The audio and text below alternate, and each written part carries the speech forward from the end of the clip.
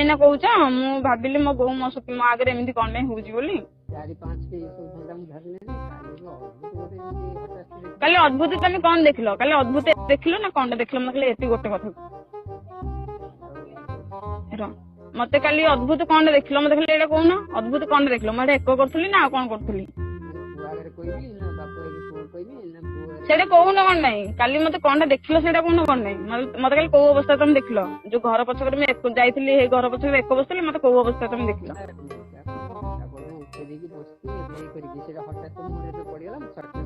ସେ ମାନେ ତମ ଆଡେ ଏକଡେ କେମିତି ବସନ୍ତି କି?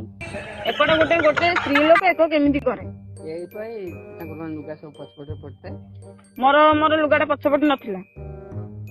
ହଉ ଯଦି ବି ମୋର ପଛପଟେ ନଥିଲା ତ ଏମିତି କିଛି ଅସୁବିଧା ତ ନାହିଁ।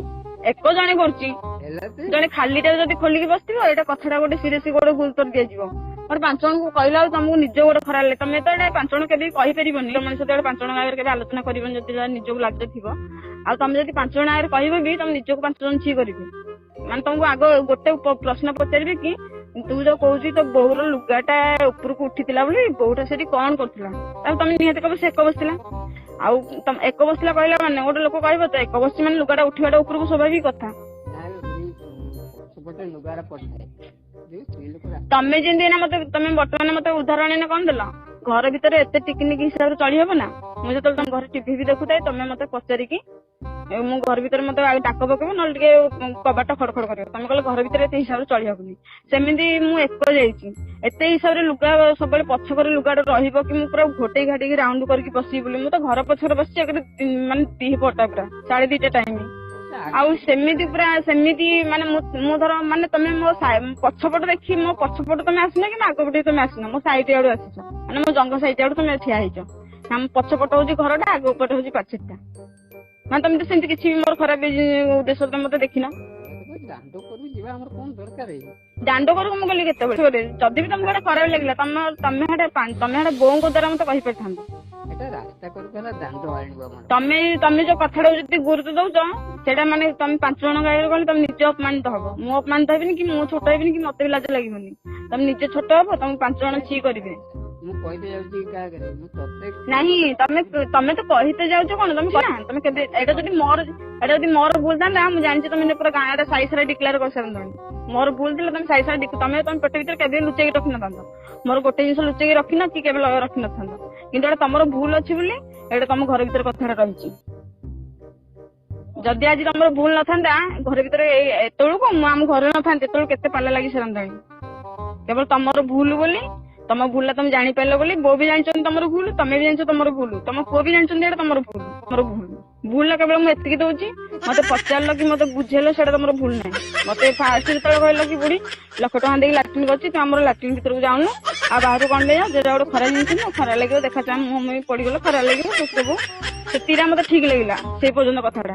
ତାପରେ ଯୋଉ ବ୍ୟବହାର ଗୁଡା ଦେଖେଇଲ, ମତେ ବୋଉ ମାନେ ତମ ମୁହଁକୁ ମତେ ଚାହିଁବା ପାଇଁ ବି ଇଚ୍ଛା ହେଲାନି। ତମେ ଜାଣିଥିବ ମୁଁ ତମକୁ କାଲି ରାତିରେ ବି ସକାଳ ପର୍ଯ୍ୟନ୍ତ ତମକୁ ଆଜି ଆସିଲି ପଛେ ତମ ପାଟି ଫିଟେନି, ତମ ମୁହଁକୁ ବି ଅନେଇ ଦେନି। ମତେ ନିଜକୁ ତ ଗୋଟେ ଖରାପ ଲାଗିଲା ଆଉ ତମକୁ କଣ, କିନ୍ତୁ ମତେ ନିଜକୁ ଗୋଟେ ଖରାପ ଲାଗିଲା। ମତେ ଅନେଇବା ପାଇଁ ବି ଇଚ୍ଛା ହେଲାନି। ତମକୁ ଯଦି ଖରାପ ଲାଗିଥାନ୍ତା ତମେ ମତେ ଏରା ପଚାରି ନଥାନ୍ତ? କେବେ ବି ନୁହଁ। ତମେ ଯଦି ଗୋଟେ ମତେ ଝିଅ ହିସାବରେ ଦେଖିଥାନ୍ତ, ମତେ କେବେ ବି ଏତେ ସବୁ ଖୋଳି କେଞ୍ଚିକି ପଚାରି ନଥାନ୍ତ। ଯେମିତି ଗୋଟେ ଥାନା କେସ୍ ହେଇଛି କି ଯେମିତି ଗୋଟେ ରେପ୍ କେସ୍ ହେଲା ବେଳେ ମତେ ପଚାରୁଥିଲ, ଚଳିଟା ତୋର ଏଇ ଜାଗା ଥିଲା, ଲୁଗାଟା ଅଣ୍ଟା ଜାଗେ ଅଣ୍ଟା ଜାଗେ ଥିଲା ନା ବୁଢୀ ଡାକୁଥାଏ, ଇଆଡେ ପଚାରୁଥିବ ଏଇଭଳିଆ କଥା।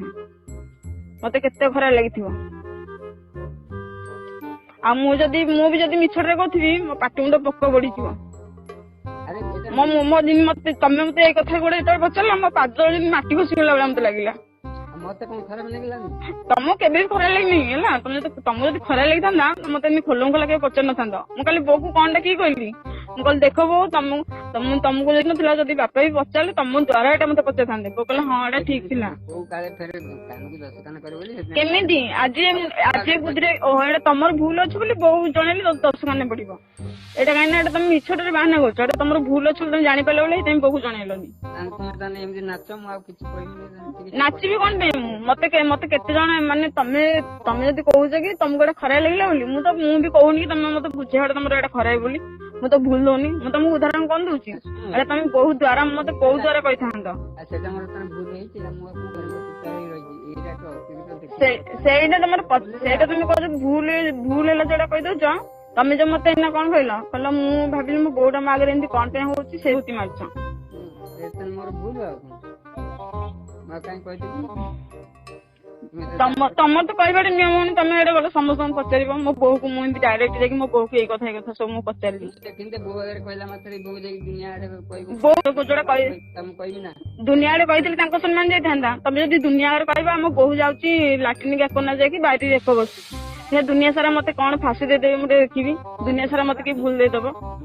ଘର ତିଆରି କରିଦେଇଛି ସେ ଘର ସେଇଟା ତମେ ମତେ ସେଇଟା କହିପାରିଥାନ୍ତ। ତମେ ବି ଯଦି ମତେ ତମେ ବୋଉ ସଡ ଆମେ ସେମିତି ଆସିକି ମୋ ପାଖକୁ ମତେ ଏ କଥାଟା ପଚାରିଛ।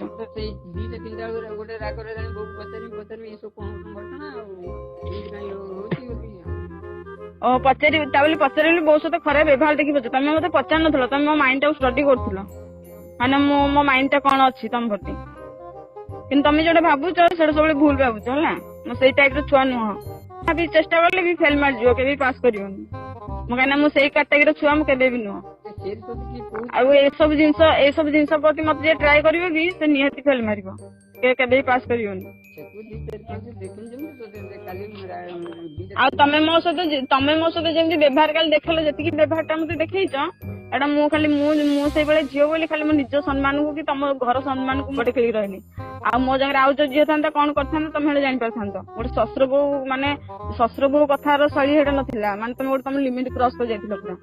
ତମେ ତ ସେତେବେଳେ ତମ ଶ୍ୱଶୁର ହିସାବରେ ତମେ ନଥିଲ। ତମେ ଯେତେବେଳେ କାଲି ମତେ ଏଇ ସବୁ କଥା ପଚାରୁଥିଲ।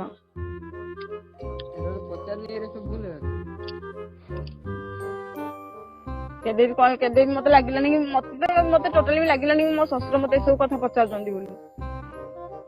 ଗୋଟେ ସଲଙ୍ଗ ଖୋଲା କଥା ମାନେ ଯେମିତି ଗୋଟେ ମାନେ ରେପେସ୍ କୋଉଠି ହେଇଥିଲା କି ଗୋଟେ ପୋଲିସ କେସ ଓକିଲ ମତେ ପଚାରୁଛି ଆଉ ଚଢି କୋଉଠି ଥିଲା ଲୁଗା କୋଉଠି ଥିଲା ସେଠି ଆଣ୍ଠେଇଥିଲୁ କଣ ପାଇଁ ଏରା ସବୁ ଏମିତି ପଚରାଯାଏ। ଗୋଟେ ମୁଁ ମାନେ ମୁଁ ଆଣ୍ଠେଇକି ଏକ ବସୁଛି ଏକ ବସୁ ତମେ ଜାଣିନ କି ରାସ୍ତା ବାହାରେ ବସୁଛନ୍ତି ସବୁ ଲୁଗାଟା ପଛପଟରେ ପଡି ରହୁଛି। ସେଟା ରାସ୍ତା କଡରେ ଯେ ଏକ ବସିଛି। ମୁଁ ମୋ ନିଜ ଘର ଭିତରେ ପାଚେରୀ ମୁଣ୍ଡେ ପାଚେରୀ ବୁଲୁଛି। ମୁଁ ଘର ଭିତରେ ଏକ ବସିଥିଲି। ମତେ କଣ ଲୋକମାନେ ଆସିକି ତମେ ଯଦି କଥାଟାକୁ ଇସ୍ୟୁ କରିକି ବାହାର କେଇବ ମୁଁ ତ ତମେ ଯଦି ତମକୁ ଲାଜ ମାଡୁଛି ମୁଁ ମତେ କହୁନ ମୁଁ 5 ଜଣଙ୍କୁ ଗୋଟେ ପଚାରିଦେବି। ମୁଁ 5 ଜଣଙ୍କୁ ଗଲେ ପଚାରିବି କି ବସେଇକି ତବି ଦେଖ ମୁଁ ଏମିତି ପାଚେରୀ ଏମିତି ମୁଁ ଏକ ବସିଥିଲି ଏମିତି ସାଇଡରୁ ଆସିକି ଥିଲେ। ଆଉ ମୋ ଶ୍ୱଶୁର ଏମିତି ସାଇଡରୁ ମୋ ଘର ପଛ ଆଡକୁ ମୋର ଘର ଥିଲା ଆଗ ଆଡକୁ ପାଚେରୀ ଥିଲା ସାଇଡରୁ ମୋ ଶ୍ୱଶୁର ଆସିକି ଠିଆ ହେଲେ ମତେ ଏମିତି ସବୁ ରାତିରେ ପଚାରିଲେ। ଦାଣ୍ଡ ହଉ କି ସେ ଯାହା ହଉ ପାଚେରୀଟା ଥିଲା ନା ଥିଲାନି ମତେ ଖାଲି ଏତିକି କୁହ। ଆଉ ଯୋଉ କହୁଛ କଦଳୀ ଗଛ ମୁଁ ଯୋଉଟେ ଏକ ବସୁଛି ସେଠି ଗଲେ ବି ମୁଁ ତମକୁ ଯଦି ଖରାପ ଲାଗୁଛି ତମ ପୁଅ ଥିବେ ବୋଉଙ୍କୁ ଡାକି ନେବି ଯୋଉ କଦଳୀ ଗଛ କଥା କହୁଛ ତ ସେ କଦଳୀ ଗଛ ପାଖରେ ଯୋଉ ମୁଁ ପଥରଟା ସେଠି ଦେଖାଯାଉଛି କି ନଡିଆ ଗଛଟା ସେକୁଛି ସେଇଟା ବି ମୁଁ ଦେଖେଇଦେବି। ମୋର କଣ ଏତିକି ସମ୍ମାନ ନାହିଁ ନା କି ତମ ସେଇ ଯୋଉ ନଡିଆ ଯୋଉ କଦଳୀ ଗଛ ପାଖକୁ ତମ ଝରକାଟା ସାମ୍ନା ବୋଲି କଣ ମୋ ଆଖି ଦେଖାଯାଉନି କି ମୁଁ ସେଟା ବି ଦେଖିଛି। ଦେଖିବୁ ସତ କି ମିଛ। ଆଉ ତମେ ବି ତ ମୁଁ ଯେତେବେଳେ ମୁଁ କଦଳୀ ଗଛ ମୂଳକୁ ତ ସବୁବେଳେ ଏକ ଜାଣି ମୁଁ ଯେତେବେଳେ ଶୋଇକି ଉଠୁଛି କଦଳୀ ଗଛ ପାଖକୁ ଏକ ଯାଉଛି ସକାଳେ ତ ତମେ କେତେବେଳେ ଝରକା କରିବୁ ତମେ ତ ସକାଳେ ତ ଘର ଭିତରେ ନାହଁ। ତୁ ଗାଈ ଯୋଉ କଥା ଶୁଣେଇ ଦେବୁନି ସେଟା କାହିଁକି ପଥରଟା ଆମେ ପକେଇଛି କି ହଉଥିବ ତାପରେ ବନ୍ଧୁବାନ୍ଧବ କେତେ ଜଣ ଗାଧଉଛି ବହୁତ ଆମର ଜୀବନ ବାହାରକୁ ସେଠି ନେଇକି ଆଡେଇକି ଗୋଟେ କଦଳୀ ଗଛ ପାଖରେ ପଥର ପକେଇ ଦେଇଛି। ହଁ ସେ ପଥର ପାଖରେ ତମେ ଏକ ବସୁଛି ପଥର ପାଖକୁ ନଡିଆ ଗଛଟା ଶିଖିନି କି ଆସିନେ ବୁଢୀ ଦେଖିବୁ ନଡିଆ ଗଛଟା ଦୁଶିକି ସେଇ ପଥରଟା ଦୁଶି।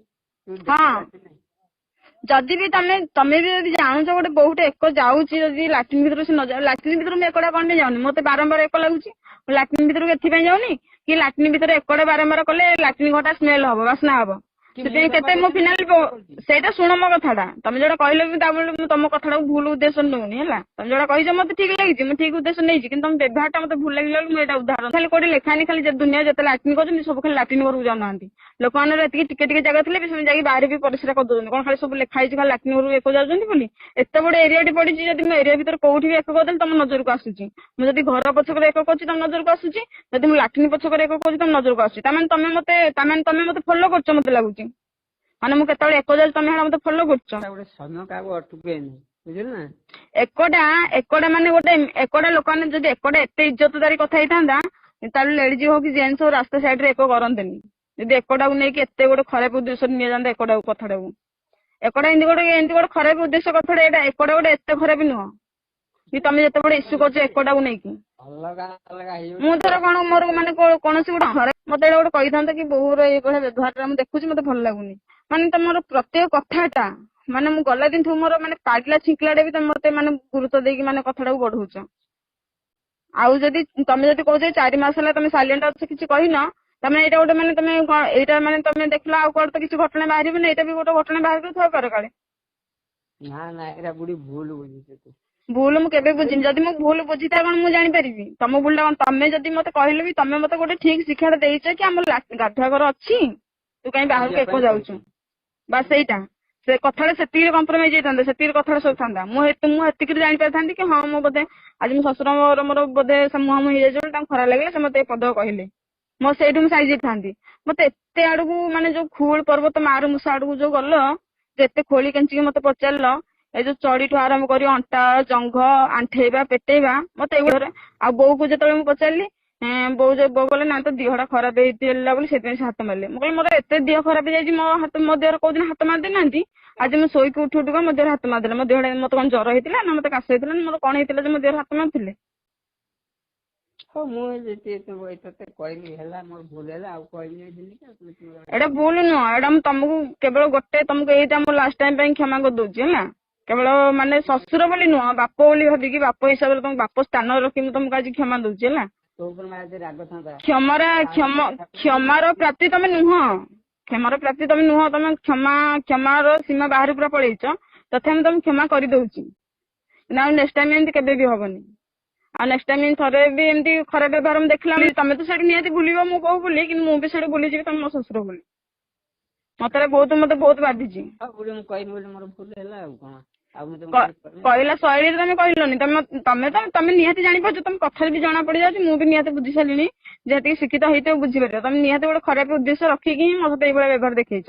ତମେ ଆକ୍ଚୁଆଲି ମୋ ମାଇଣ୍ଡ ଟାକୁ ଷ୍ଟଡି କରୁଥିଲ, ଦେଖିବା ମୋ ବୋଉ ମୁଁ ତ ତମ ଆଗରେ କେତେବେଳେ ଏକ କରିଛି ଜାଣିନି, କାଲି ମୁଁ ମୋ ଜାଣିବାରେ କି କାଲି ତମ ସହିତ ମୁଁ କେବଳ କାଲି ସାମ୍ନା ସାମ୍ନି ହେଇଛି, କିନ୍ତୁ ମୁଁ ସେ ସାମ୍ନା ସାମ୍ନିଟାକୁ ଏତେ ଗୁରୁତ୍ୱ ନେଇନି। ମୁଁ କହିଲି ହଁ ସିଏ ମୋର ଗୋଟେ ବାପା, ଆମେ ତାର ଗୋଟେ ଛୁଆ ଯେତେ ଏଠି ମୋ ବାପା ଧର ଏଠି ମୋ ବାପା ମୋ ଜନ୍ମ କଲା ବାପା ଆସୁଥିବ, ମୁଁ ଏକ ବସିଥିବି, କଣ ମୋ ବାପା ଆଡକୁ ନେଇକି ଇସୁ କରିବ ନା? ମୋ ଝିଅ ମୋ ଆଗରେ ଏକ ବସିଥିଲା ବୋଲି ମୋ ବାପା ଯାଇକି ସବୁଆଡେ ହାଲିଂ କରିବ ନା? ମୋ ଝିଅ ଲୁଗା ଆଡିକି ଝିଅଟା ପ୍ୟାଣ୍ଟ ସାର୍ଟ ଖୋଲି, ଯଦି ପ୍ୟାଣ୍ଟ ସାର୍ଟ ଖୋଲିଥିବ ପ୍ୟାଣ୍ଟ ସାର୍ଟ ଖୋଲିକି ଏକ ବସିବ, ଯଦି ଲୁଗା ପିନ୍ଧିଥିବ ଲୁଗାଟାକୁ ଟେକିକି ଏକ କରିବ।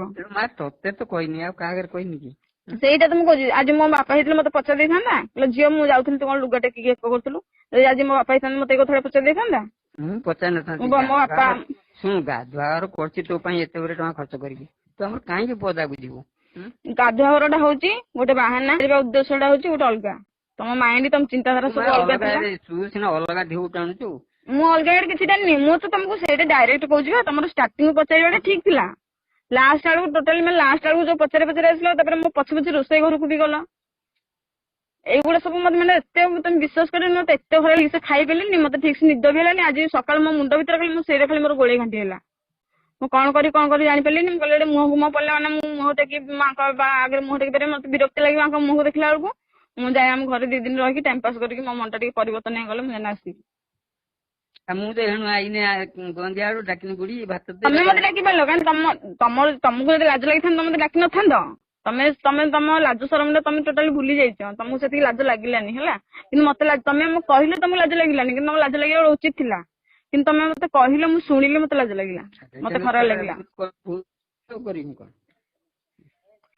ଏଇଟା ତମେ ଯୋଉ କହୁଛ ଭୁଲ, ତମେ ଛୋଟ ଛୁଆ ନୁହଁ, ତମେ ହଉଛ ମୁଁ ଗୋଟେ ବୋହୁ, ତମେ ଗୋଟେ ଶ୍ୱଶୁର, ତମେ ମୋଠୁ କେତେ ଉପରେ ହେଲା। ତମେ ଯୋଉ ବାରମ୍ବାର ଭୁଲ କରିକି ମାନେ ମତେ ଭୁଲ ବାରମ୍ବାର ମାଗୁଛ, ମାନେ ମୁଁ ଗୋଟେ ବୋହୁ ହେଇକି କଣ ଭୁଲ କରିକି ତମକୁ ଭୁଲ ମାଗିବି? ତମେ ଶ୍ୱଶୁର ହେଇକି ବାରମ୍ବାର ମତେ ଭୁଲ ମାଗି ଚାଲିଛ, ମାନେ ତମେ ନିଜର ଓଜନ ତମେ ଧୀରେ ଧୀରେ ନିଜେ ଖାଲି କମେଇ ଚାଲିଛ, ନହେଲେ ଆଉ କିଛି ନୁହଁ। କେତେ ଥର ମତେ ଭୁଲ ମାଗିବ? ମତେ କେତେ ଥର ଭୁଲ ମାଗିବ? ମୁଁ ତମକୁ କେତେ ଥର ମୁଁ ତମକୁ କ୍ଷମା କରୁଥିବି ଦେଇ କହିଲ? ବାହାରକୁ ଯାଉଛି ବୋଲି ମୋ କହିବାଟା କହିନି ବୋଲି ଏଥିରେ ସତର୍କ ହେଇଯିବ।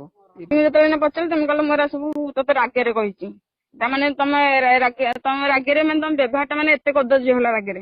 ମୁଁ ଏମିତି କଣଟା କରୁଥିଲି ଯେ ତମେ ମୋ ଉପରେ ଏତେ ରାଗିଗଲ? ମୁଁ ଏକଟା ଖାଲି କରୁଥିଲି, ତମେ ମତେ ଖାଲି କହୁଛ କି ମୁଁ ଯେମିତି ଅବସ୍ଥାରେ ଦେଖିଲି। ତ ଅବସ୍ଥାରେ ତମେ ମତେ କେମିତି ଦେଖିଲ? ମୁଁ ଏକଟା ଲୁଗାରେ ଟେକିକି ଏକଟା କରୁଥିଲି, ଆଉ ଅବସ୍ଥାରେ ମତେ କଣଟା ତମେ ଦେଖିଲ? ସେଠି ମୁଁ ଆଉ କଣ କିଛି ଖରାପ କାମ କରୁଥିଲି? ଯାହା ତ କହିଲୁଣି ଯାହା ମୁଁ କହିଲି ନୁହଁ, ଏଇଟା ଖାଲି ମୁଁ ଏତିକି ଖାଲି ଏଇଟା ମାନେ ପୁରା ସମ୍ମାନ ସହିତ ତମକୁ ଏତିକି ମୁଁ ଖାଲି କହିଦେଲି ହେଲା। ଏଇଟା ଖାଲି ମୁଁ ଏତିକି ଖାଲି ଘରର ସମ୍ମାନ ତମ ସମ୍ମାନ ନେଇକି ମୁଁ ଖାଲି ଘରର ଇଜ୍ଜତ ଟା ନେଇକି ଖାଲି ଏଇ କଥାଟାକୁ ଏତିକି ଚାପି ଦଉଛି। ବାପଟା ହେଇକି ପୁଅକୁ କଣ କହିମି ଏ ବୋଉ କହିଲା କି ବୋଉ ସେ କହିକି ପୁଅକୁ କଣ କହିବି? ତମ ପୁଅ ତମକୁ ସିନା ଲାଜ ମାଇଲେ ତମେ ଏଇଟା ଭୁଲ କରିଛ ବୋଲି କହିପାରିଲନି ହେଲା। ତମେ ଏଇଟା କହିଥିଲେ ତମର ମାନେ ତମେ ଏଇଟା କହିବା କଣ ଦରକାର ଥିଲା କି? ଏଇଟା କଣ କଥା କି ତମେ କହିଥାନ୍ତା ପୁଅକୁ କି ମା କୁ? ଏଇଟା ମୋ ଶାଶୁ କହିଥିଲେ ଠିକ ହେଇଥାନ୍ତା। ମୋ ଶାଶୁ ଯଦି ମତେ ଏତିକି କହିଥାନ୍ତେ ଦେଖିଲେ ଝିଅ ଆଉ ତୋ ଶ୍ୱଶୁର ଦେଖିଦେଲେ କଣ କରିଦେଲେ ଆମର ତାଙ୍କୁ ଖରାପ ଲାଗିଲା ତୁ ଆମର ଗାଧୁଆଘର ପଡିଛି ଆମର ଗାଧୁଆଘରକୁ ତୁ ଏକ ଯାଉନୁ ସରିଥାନ୍ତା ସେଇଠି କଥାଟା। ଏତେ ଯୋଉ ଫୁଲ ପର୍ବତ ମାର ମୁଁ ଏତେ ଆଡକୁ କଥାଟା ଯାଇନଥାନ୍ତା କେବେ ହେଲେ। ଠିକ ଅଛି ବୁଢୀ ମୁଁ ଆଉ କହିଲେ ମତେ କହିବୁ ହେଲା ଆଉ ଦ୍ୱିତୀୟବାର ଯଦି ଆଉ କୁହେ ମତେ କହିବୁ ଆଉ କଣ। ଆଉ ତମେ ମତେ ଏତେ ଆଡେ ନଜର ରଖୁଛ ମୁଁ ଯୋଉ ଆଡକୁ ଏକ ବୋଲି ତମେ ତ ସିଆଡକୁ ନଜର ରଖୁଛ ବୋଲି କିଏ ଜାଣିଛି? ଗୁଣ୍ଡି ନେବି ବୋଲି ବୁଢୀ 7:30 ବାଜିଲାଣି ତୋର ଉଠିକି ହେଠି ବସିଛି ମୁଁ ଜାଣିଛି ନା। ମୁଁ ଗଲି ପାନିଆଟା ପହଞ୍ଚିକି ଝରକା ଦେଖି କୁଣ୍ଡେଇବି ବୋଲି।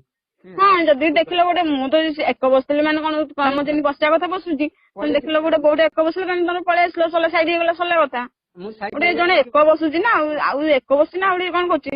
ମୁଁ ତ ଏମିତି ତମକୁ ମୁଁ ତ ତମକୁ ଏମିତି ଯୋଉ ଏସି ପଛକରେ କେତେ ଥର ଯୋଉ ଥରେ ଏମିତି ଏକ ବସିଥିଲ ମୁଁ ପଳଉଥିଲି ତାପରେ ଯେମିତି ଦେଖିଦେଲି ତମ ଗଞ୍ଜିଟା ମୁଁ ପଳେଇ ଆସିଲି ତାହେଲେ ମୁଁ ତ କହିଥାନ୍ତି ମୋ ଶ୍ୱଶୁରକୁ ମୁଁ ଏକ ବସିଲି ମୋ ଶ୍ୱଶୁର କଣ ମୋ ଆଗରେ ଏକ ବସିଛି ତାହେଲେ ମୁଁ ତ ଏଇଟା ଗୋଟେ ବଡ ଇସ୍ୟୁ କଣ ବି କହିପାରିଥାନ୍ତି କି ଏକଟାରେ କଣ ଅଛି କି ଏକଟା ଗୋଟେ ମାଇନର କଥା ହେଲା। ଏକଟାକୁ ନେଇକି ଏତେ ଗୁରୁତ୍ୱ ଦେବା କଣ ଦରକାର ମୁଁ କିଛି ବୁଝିବନି। ଏକଟା ଗଲେ କଣ ଗୋଟେ ମଣିଷର ଇଜ୍ଜତ ପଳଉଛି କି ନା ଏକଟାରେ ଗୋଟେ ଇଜ୍ଜତ ଅଛି? ଯେମିତି ମୁଁ ଆଉ କଣ ଯାଇକି ବାହାରେ ଆଉ କଣ କାମ କରୁଥିଲି କି ଆଉ କଣ ଖରାପ କାମ କରୁଥିଲି ତମେ ମତେ ଧରି ପକେଇଲ କି ସେଇଭଳିଆ କଥାଟାକୁ କହୁଛ ଯୋଉ ଅବସ୍ଥାରେ ଦେଖିଲି। ତମେ କହିବ ମୋ ବୋଉ ଏକ କହୁଥିଲା ମୁଁ ତାକୁ କହିବିନି ସିଏ ଗୋଟେ ଏଇ ଫୁଲ ଲୁଗା ଉଠେଇକି ଏକ ବସିଛି ସେଥିପାଇଁ ମତେ ଗୋଟେ ଖରାପ ଲାଗିଲା। ଲୋକ ବସନ୍ତି କଣ ହାଫ ପଛପଟରେ ପଡିଥାଏ ମୁଁ ଦେଖୁଛି ବସ ବସରୁ ଓହ୍ଲଉଛନ୍ତି ମାନେ ଟୋଟାଲି ମୁଁ ଖୋଲି ଦେଇକି ବୋଧେ ବସିଥିଲି ନା କଣ ଏକ? ଲୁଗା ପୁରା ଉଠେଇ ଦେଇଥିଲି ବୁଢୀ। ହଁ ଲୁଗାଟା ଉଠେଇ ଦେଇଥିଲି ଲୁଗାଟା ମୋର ଯେତିକି ଯୋଉ ଏକଡେ ଯେମିତି ବସିବା କଥା ମୁଁ ଲୁଗାଟା ଯୋଉ ପର୍ଯ୍ୟନ୍ତ ଟେକିକି ମୋର ଯେମିତି ଏକ ବସିବା କଥା ସେମିତି ବସିଥିଲି। ତମେ ଶ୍ୱଶୁର ହେଇକି ଏଇଭଳିଆ ପଚାରିବ ଗୋଟେ ବୋହୁ କେତେ ଗୋଟେ ଛୋଟ କେତେ କଦର୍ଯ୍ୟ କେତେ ଖରାପ କଥା ଦେଇ କହିଲ। ତମ ଚିନ୍ତାଧାରା କେତେ ତମର କେତେ କଣ ପାଇଁ ତମକୁ ଖରାପ ଲାଗିବ? ଖରାପ ଲାଗିବ ତମକୁ କଣ ପାଇଁ? ଏକଟା ମୁଁ ବସିଲି ଆଉ କଣ କରୁଥିଲି ତମକୁ ଖରାପ ଲାଗିବ? ତମେ ତ ଦେଖିଲ ତମର ନିୟମ ଥିଲା ତମେ ସେଠି ପଳେଇ ଆସିବା କଥା। ତମେ କିଛି ଟାଇମ ଅଟକିଛ ବୋଲି ଏତେ ଷ୍ଟଡି କରୁଛ। ତମେ ଯଦି ଏତିକି ଟାଇମ ଅଟକି ନଥାନ୍ତ ତମେ ଏତେ ଷ୍ଟଡି କରିନଥାନ୍ତ। ମୋର ଲୁଗାଟା ମାନେ ମୋର ପଛ ଲୁଗା କୋଉଠି ଥିଲା ମୋର ଚଡିଟା କୋଉ ପର୍ଯ୍ୟନ୍ତ ଥିଲା ମୋ ଲୁଗା କୋଉ ପର୍ଯ୍ୟନ୍ତ ତମେ ଏତେ ଷ୍ଟଡି କରିନ ତମେ ସେତିକି ଟାଇମ ଠିଆ ହେଇଛ ବୋଲି ଷ୍ଟଡି କରୁଛ। ତମେ ମୁହାଁମୁହିଁ ହେଲା ବେଳକୁ ଗୋଟେ ବୋହୁଟେ ବସି ତମ ନଜରଟା ଆଗ ପଡିବ ମୁହଁ ଆଡକୁ ମୋ ବୋହୁଟା ବସିଛି ବୋଲି ତମ ନଜରଟା ପଡିଛି କୋଉଠିକି ତମ ନଜରଟା ପଡିଛି ମୋ ଲୁଗା ଆଡକୁ ମୋ ମୁହଁ ଆଡକୁ ପଡିନି। ଅଧିକ କଣ କହିବି? ମୁଁ ଯେତିକି କହିବି ମୁଁ ଯେତିକି ଯୋଉଟେ ଜାଣିଲି ସେତିକି କହିଲି। ତମ ଭୁଲ ତମେ ନିଜେ ମାନି ସାରିଲାଣି। ତମେ କଣ କଣ କହିଛ ତମେ ଏଇଟା ସ୍ୱୀକାର କରୁଛ। ଅଣ୍ଟା କତିକି ଉଠିଗଲା ମାତ୍ରେ କଣ ଅଣ୍ଟା କତିକି ଉଠୁ କି ଯୋଉଠିକି ଉଠୁ ଜଣେ ମଣିଷ ଏକ କରୁଛି ନା କଣ କରୁଛି ଅଣ୍ଟା କତିକି ଉଠିଗଲା। ମୁଁ ଦେଖୁଛି ବାହାର ଲୋକ 5 ଆଙ୍ଗୁଠି ସମାନ ଅଛି କି? ତମେ ବାହାର ଲୋକ ସହିତ ବାହାର ଲୋକ ସେମିତି ରାସ୍ତା ସାଇଡରେ ବସୁଛନ୍ତି ସେମାନେ ଗୋଡେଇ ଗାଡିକି ବସନ୍ତିନି କି? ଆଉ ରାସ୍ତା ସାଇଡରେ ବସିଲେ କିଏ ଉଲ୍ଲଂଘନ ହେଇନା ପୁରା ବସୁଛି କି ଲୁଗା ଲୁଗି ଟେକି ଦେଇକି?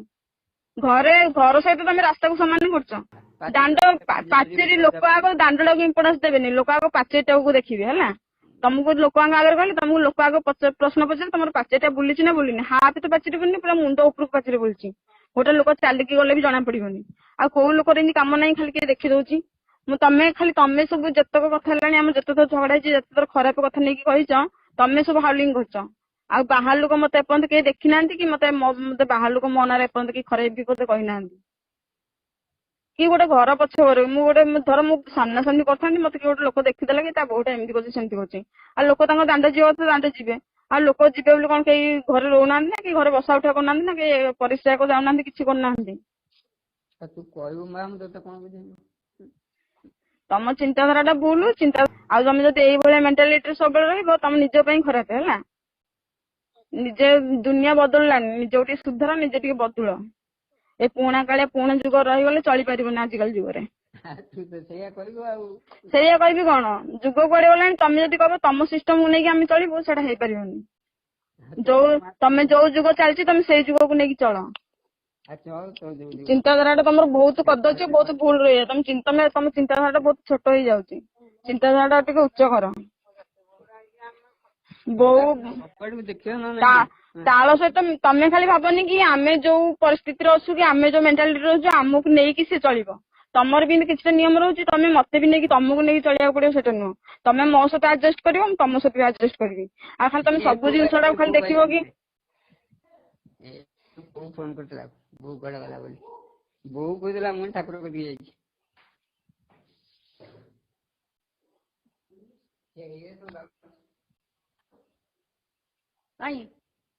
ହ୍ୟାଲୋ। ହଁ କଣ କହୁଛୁ? ହଁ ସେଇଗୁଡା କହୁଥିଲି ମୁଁ କାହାକୁ? ଏଇ ବାପାଙ୍କୁ। ମୋ ସେଇଟା କଥା କଣ, ସେଇ କଥା ଯୋଗୁ ତ ମୁଁ ଆସିଲି। ମୋର ଆସିବାର ମୋର ଏଇନା କଣ ଆସିବାର ଥିଲା କି? ସେଇ ମୁହଁକୁ ମୁହଁ ତ ପକେଇ ପାରିବିନି, ମତେ ଖରାପ ଲାଗିଲା ବୋଲି ମୁଁ ଆସିଲି। ଖାଲି କହୁଛନ୍ତି ମୋ ଖରାପ ଲାଗୁଛି ତାଙ୍କୁ ଯଦି ଖରାପ ଲାଗିଥାନ୍ତା ସେଇ କଥାଟା, ମୁଁ ବା କହୁଛି ତମକୁ, କାଲି କହିଥିଲି ନା ତମ ଦ୍ୱାରା କଥାଟା କହିଥିଲେ ଠିକ ହେଇଥାନ୍ତା ବୋଲି। କହିଲି ତାଙ୍କୁ ସେଇ କଥା କହୁଛି। ମୁଁ କହିଲି କାହିଁକି ତମେ ତଥାପି କହୁଛନ୍ତି ଲୁଗାଟା ଅଣ୍ଟା ପର୍ଯ୍ୟନ୍ତ ସବୁ ରାସ୍ତା ସାଇଡ ରେ ବସିଲା ବେଳକୁ ଲୁଗା ଘୋଡେଇକି ବସନ୍ତି। ରାସ୍ତା ସାଇଡ ରେ ବସିବା ବାରି ଭିତରେ ବସିବାଟା ଭିତରେ କେତେ ଆକାଶ ପାତାଳ ଫରକ ରହୁଛି ନାଇଁ? ତମେ ରାସ୍ତା ସହିତ ଗୋଟେ ଘରକୁ ସମାନ କରିବ। ଆମର ତ ଗାଧୁଆ ହେଇଛି, ଗାଧୁଆ ସେଇଟା ତ ମୁଁ ତ ସେଇଟା କହୁଛି, ସେତିକିରୁ କଥା କହିଦେଇଥିଲେ ସରିଯାଇଥାନ୍ତା। ଏତେ ଚଢି ମଡି ଅଣ୍ଟା ଫଣ୍ଟା ଏତେ ଜଙ୍ଘ, ଏତେ ପିଠିଆଡେ ହାତ ମାରିବା, ଇଏ କରିବା ସେ କଲେ। ମତେ କହିଲେ ମୁଁ ଦେଖୁଥିଲି ଆଉ ତୁମ ଆଗରେ ଏତେ ଥର ତୁମ ଆଗରେ ସେ କହୁଛି ମୋ ପିଠି ହାତ ମାରିନି। ସିଏ ଯଦି ଏଇନା ଗାଲୁ କରିଦେବେ, ମୋ ପାଖରେ କିଛି ପ୍ରମାଣ ନାହିଁ ପା, ମୋ ପାଟିକୁ କେମିତି ବିଶ୍ୱାସ କରିବ କି? ମୋ ଯଦି ସେଇଭଳି ଫସେଇ ପାରିଥାନ୍ତା କି ସେଇଭଳି ମିଛ କହିବାର ଉଦ୍ୟମ ମୋର ଥାନ୍ତା, ଏତେ କଳି ଝଗଡା ଗଲାଣି। ମୁଁ କେବେଠି ବି 1.5 ବର୍ଷ ହେଲା କଳି ଝଗଡା ଲାଗି ରହିଛି। ମୁଁ ଚାହିଁଥିଲେ ମୋ ଶ୍ୱଶୁର ନାଁରେ ଆରାମସେ ଉଡେଇ କି ମିଛ କଥା କହିପାରିଥାନ୍ତି, କି ମତେ ଖରାପ ବ୍ୟବହାର ଦେଖଉଛନ୍ତି ବୋଲି ମୁଁ ଆରାମସେ କହିପାରିଥାନ୍ତି। ମୁଁ ସେମିତି ଛୋଟ ମାଇଣ୍ଡ ମହିଲେ ମୋର ନିଜର ଇଜ୍ଜତ ବି ଯିବ। ମୁଁ ବି ତାକୁ କହିଛି, ବୋଉ ବି ମତେ ମନା କରୁଥିଲା, କହିଲା ଆପଣଙ୍କୁ କିଛି କୁହ ନା। ମୁଁ କହିଲି ତମେ କାହିଁକି ତାକୁ ପଚାରୁଥିଲ? ଦେଖିଲ ତ ଚୁପ ହେଇକି ରହିଥାନ୍ତ। ମାନେ ମତେ ଫାଷ୍ଟ ଯାହା କଲେ ସବୁ ଠିକ ଥିଲା, କି ତୁ ଆମର 1,00,000 ଟଙ୍କା ଖର୍ଚ୍ଚ କରିଛୁ, ତୁ ଆମର ଗାଧୁଆ ଘରକୁ ନ ଯାଇ କାହିଁ ବାରିଆଡେ ଯାଉଛୁ, ଏରା ଗୋଟେ ଖରାପ ଲାଗିବନି? ସେତିକି ତ ମତେ ଠିକ ଥିଲା। ଯଦି ବି କେହି ନଥିଲା ବେଳେ ମତେ ଏତିକି ପଚାରିଲେ, ମୋର କିଛି ତ ମୁଁ ସେଟା କିଛି ମାଇଣ୍ଡ କି ନେଇନି। କି ମୁଁ ବି ଗୋଟେ ଛୁଆ ତମ ଆଗରେ, ମୁଁ ଯେତେ ବୁଢୀ ହେଇଗଲି, ମୁଁ ଗୋଟେ ବୋହୁଟେ ହେଲେ କି ଗୋଟେ ବାପା ମା ଆଗରେ ଗୋଟେ ଛୁଆ ଯେତେ ବୟସ ହେଲେ ଗୋଟେ ସେ ଛୁଆ ନଙ୍ଗଳା ଆଣ୍ଡେ। ମୋ ବାପା ମା ଆଗରେ ଏଇନା ମୁଁ ଏକ ବସିଲେ, ମୋ ବାପା ମତେ ଏକ ଦେଖିଦେଲେ, ମୋ ବାପା ଯାଇକି ମତେ ପଚାରିବେ ତୁ ଝିଅ କାହିଁ ଏକ ଡ୍ରେସ ଟା କିଏ ଏକ ବସିଥିଲୁ, ଲୁଗାଟା କିଏ ଏକ ବସିଥିଲୁ? କେତେ ଗୋଟେ ଖରାପ କଥା। ସେ ପଚାରିଲା ଭଳିଆ ବି ପଚାରିଲେନି। ତ ଲୁଗାଟା ମାନେ ଯେମିତି ମତେ ଗୋଟେ ଲାଗିଲା ମୋର କେସ୍ ଚାଲିଛି କି, ମତେ ସେଇଭଳିଆ ମତେ ପଚାରୁଛନ୍ତି। ଏ ରାଗି ବେଳେ ତାଙ୍କ ପାଇଁ କେତେ ଡେଞ୍ଜର ହେଇଯିବ ସେ ଜାଣିନାହାନ୍ତି ବୋଧେ। ରାଗିବାଟାକୁ ଟିକେ କଣ୍ଟ୍ରୋଲ କରନ୍ତୁ। ସବୁ ଜିନିଷରେ ଏମିତି ରାଗିଲେ ହବନି ହେଲା। ତାଳମାଳ ସହିତ ଯେମିତି ଆଜିକାଲି ଦୁନିଆ ଯେମିତି ଚଳୁଛନ୍ତି ସେମିତି ଚଳିବେ।